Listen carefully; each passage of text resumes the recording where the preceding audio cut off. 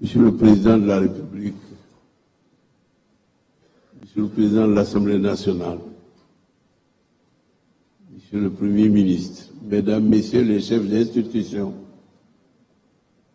toutes autorités en vos rangs et grades, je vous salue avec respect et avec considération. Sans doute le privilège de l'âge me vaut de devoir prendre la parole devant cette auguste assemblée et devant ces éminents participants au dialogue national qui va se dérouler pendant presque une semaine, je crois, à partir d'aujourd'hui. Monsieur le Président, merci de votre invitation que j'ai reçue avec fierté. J'ai tenu personnellement à venir répondre à cette invitation. Le parti politique auquel j'appartiens et qui est dirigé par l'honorable député Mbaye Dione est représenté par lui-même et par d'autres camarades qui sont ici présents. Monsieur le Président de la République, ce dialogue est venu à son heure.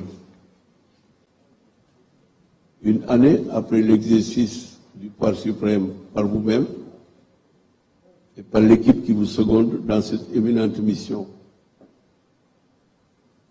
Le président Senghor définissait l'État moderne par 3 critères. Le premier, c'est les finances saines. Il disait le premier critère qui constitue le soubassement d'un État moderne, c'est les finances saines. Le second critère, c'est une administration organisée. Et le troisième, une justice indépendante. Voilà dont j'ai été l'élève, le disciple.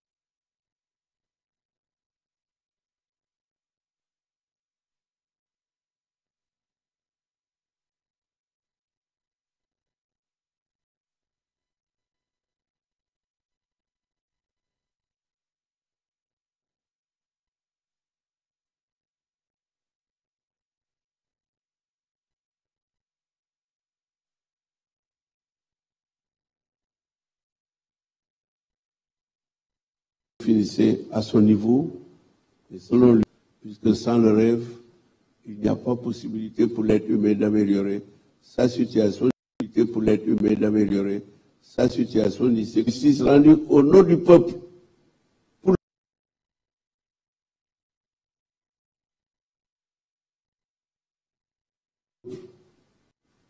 Je commence donc cette brève allocution par cette référence historique. Humain, conduit à partir d'un programme précis,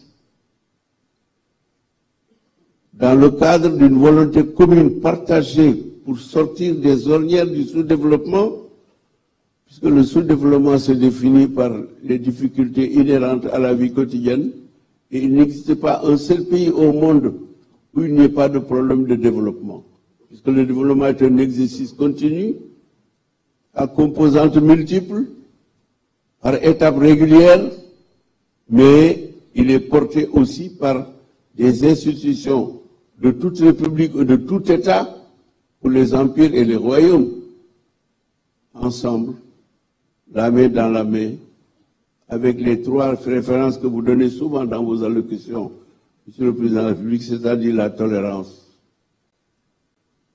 la vision partagée, la solidarité et la volonté d'aller de l'avant par le partage des cœurs et des idées, des initiatives et des projets, et aussi par cette volonté commune de vivre ensemble dans un commun vouloir qui permette à chaque citoyen de bénéficier des droits et obligations qui sont les siennes, mais surtout, qui sont les siens, mais surtout, que chaque population soit consciente de ses devoirs, de ses obligations vis-à-vis de la communauté, respecter la loi, se soumettre à la loi, pour qu'ensemble, tout le monde, chacun, bénéficient justement des efforts et des résultats de ces